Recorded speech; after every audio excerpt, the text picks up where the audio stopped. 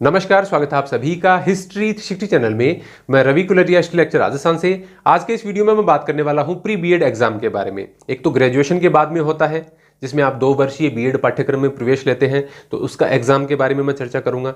इसके अलावा 12th के बाद में 4 वर्षीय पाठ्यक्रम में आप प्रवेश लेते हैं, बीए प्लस बीएड या बीएससी प्लस बीएड, तो इसमें कौन एडमिशन लेता है, मिनिमम आपकी क्या एलिजिबिलिटी होनी चाहिए, कितने परसेंटेज आपके पास होने चाहिए, या इसका एग्जाम पैटर्न कैसा होता है, नेगेटिव मार्किंग की बात, या कौन कौन से कैसे क्वेश्चन आते हैं, इसका मॉडल पेपर आपको कहां से मिलेगा, आपको कौन सी गाइड पढ़नी चाहिए।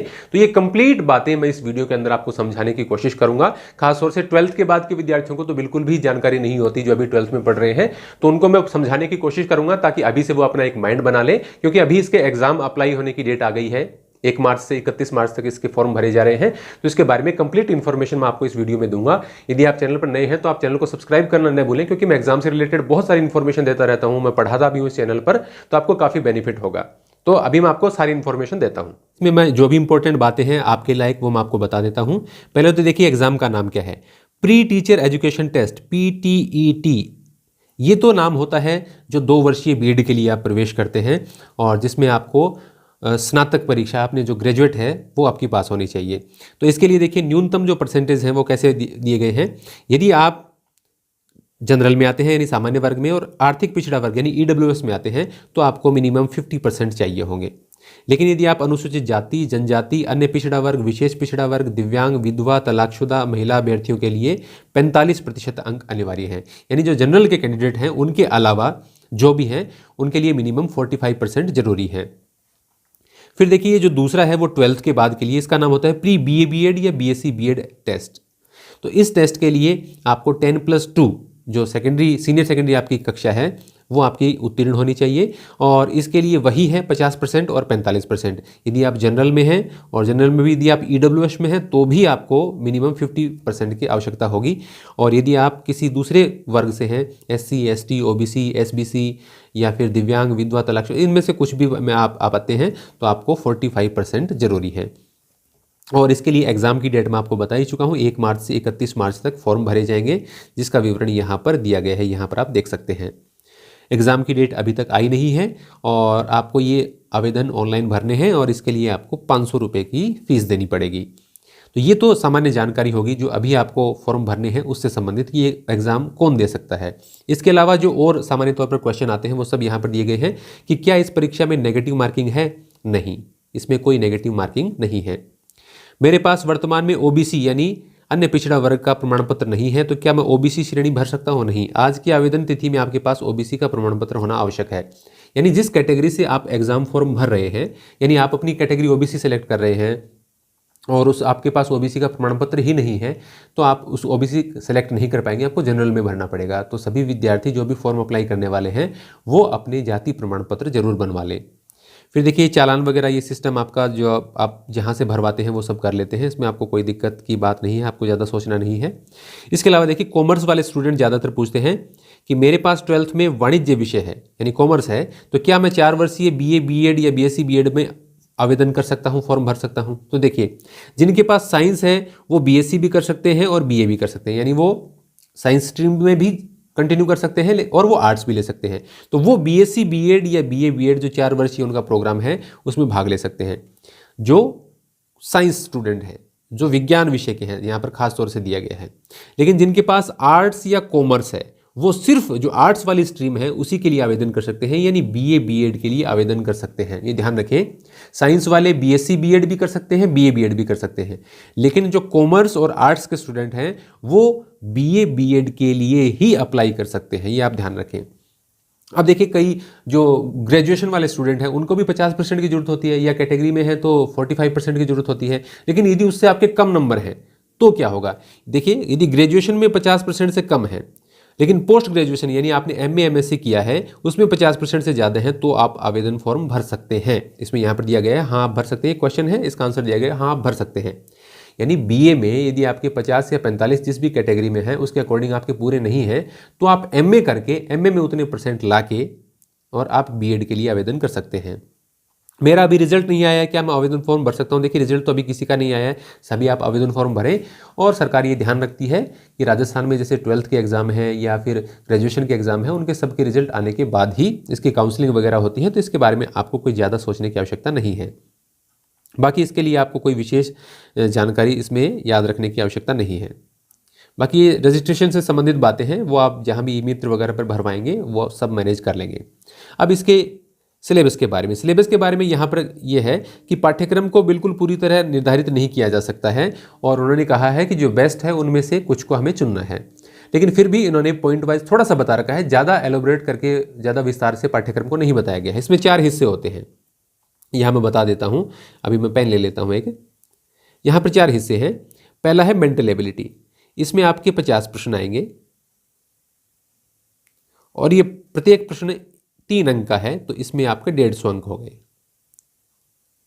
फिर इसके बाद में teaching aptitude and aptitude test, इसमें आपके 50 प्रश्न आएंगे और प्रत्येक प्रश्न 3 अंक का होगा, ये भी 150 नंबर का हो गया आपका। फिर उसके बाद में जनरल अवेयरनेस, जिसमें जीके आता है, भारत का भी आता है, राजस्थान का भी आता है, तो उस सब जीके के बारे में मैं अभी बुक दिखाऊंगा, उसके अंदर आपको दिखाऊंगा। तो ये भी, इसमें भी आपके 50 क्वेश्चन आते हैं और प्रत्येक क्वेश्चन 3 अंक का होता है और टोटल हो गए 150। फिर लैंग्वेज प्रोफिशिएंसी, आपको हिंदी या अंग्रेजी में से एक लैंग्वेज चूज करके और उस लैंग्वेज के 50 क्वेश्चन करने हैं, यानी या तो हिंदी के या इंग्लिश के। ज़्यादातर जो हिंदी मीडियम के स्टूडेंट हैं वो हिंदी ही रखते हैं, इंग्लिश मीडियम के स्टूडेंट इंग्लिश कर लेते हैं। तो इसमें फिर आपको दोनों लैंग्वेजेस में से एक के 50 प्रश्न आएंगे, तो 50 दिया 150, यानी 150 150 150 150 के 4 पोर्शन हो गए, यानी टोटल ये 600 नंबर का एग्जाम हो गया। टोटल क्वेश्चन हो गए आपके 200 और टोटल नंबर हो गए 600।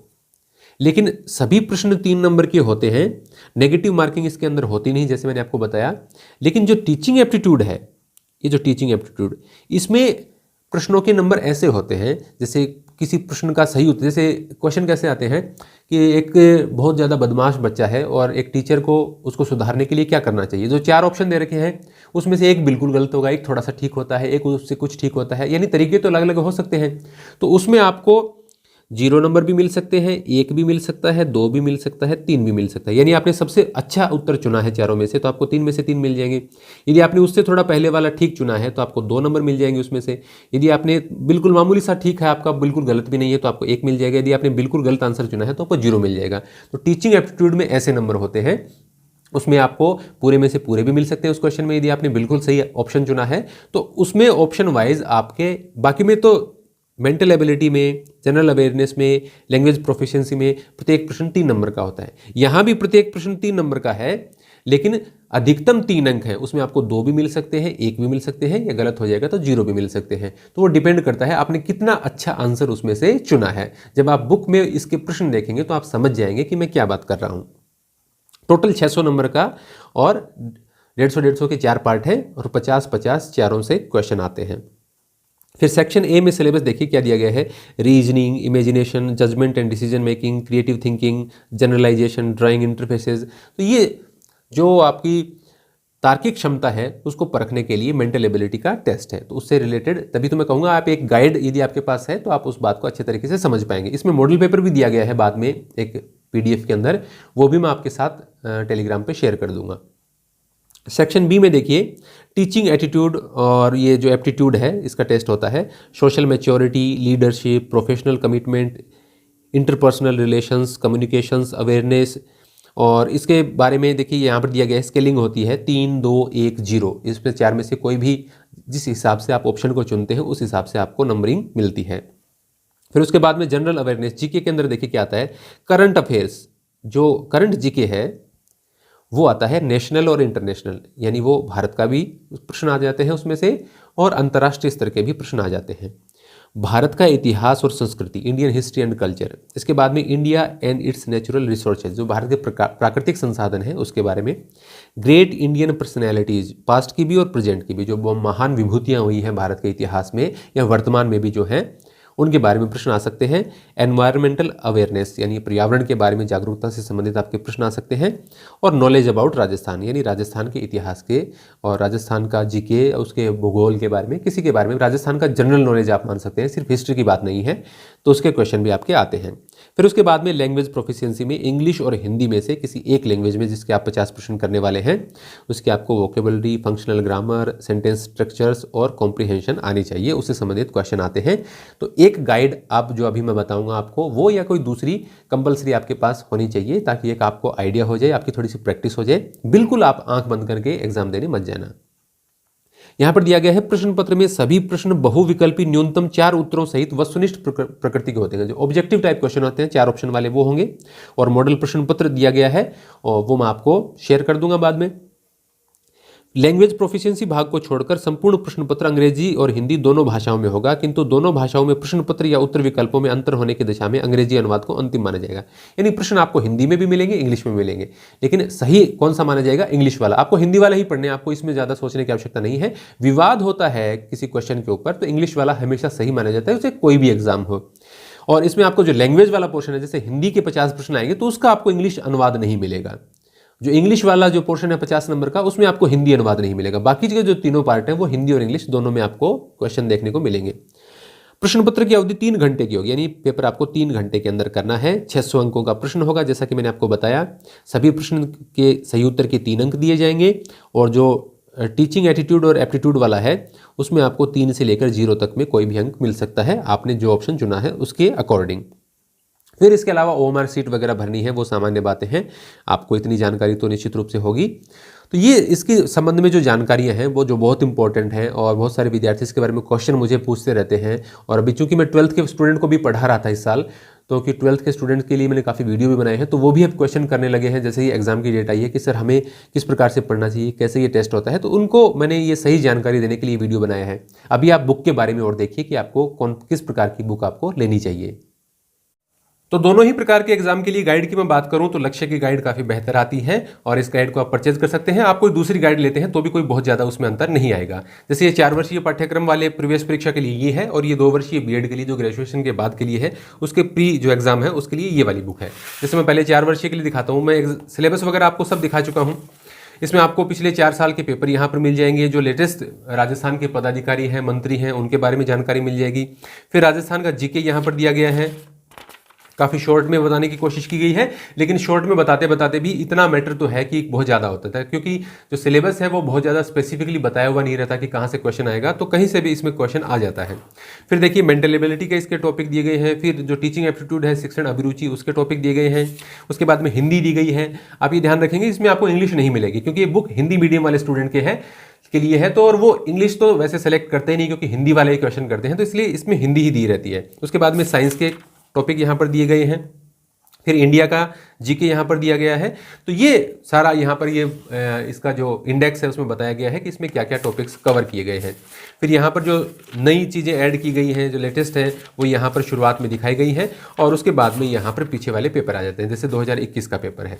तो बाकी तो बुक आपको, आप जैसे मैं दिखा रहा हूँ वैसे तो आप बुक स्टोर पर जाकर भी देख सकते हैं। आप जो दूसरे पब्लिकेशन हैं उनकी गाइड भी चेक कर सकते हैं आप बुक स्टोर पर जाकर, लेकिन मैंने जितनी भी देखी है उनमें मुझे ये लक्ष्य वाली गाइड ठीक लगी है। हालांकि थोड़ा सा मैटर ज़्यादा है और 12th के विद्यार्थियों को इतना समय मिलता नहीं है याद करने के लिए, लेकिन फिर भी आप कोशिश कीजिए। सभी 12th के विद्यार्थी देते हैं तो उसमें आपको ज़्यादा चिंता करने की आवश्यकता नहीं है। आपके जैसा ही उसका स्तर होता है, आपने यदि स्कूलों में ठीक से पढ़ाई की है तो आपको कोई बहुत बड़ा दिक्कत इसमें नहीं आएगी।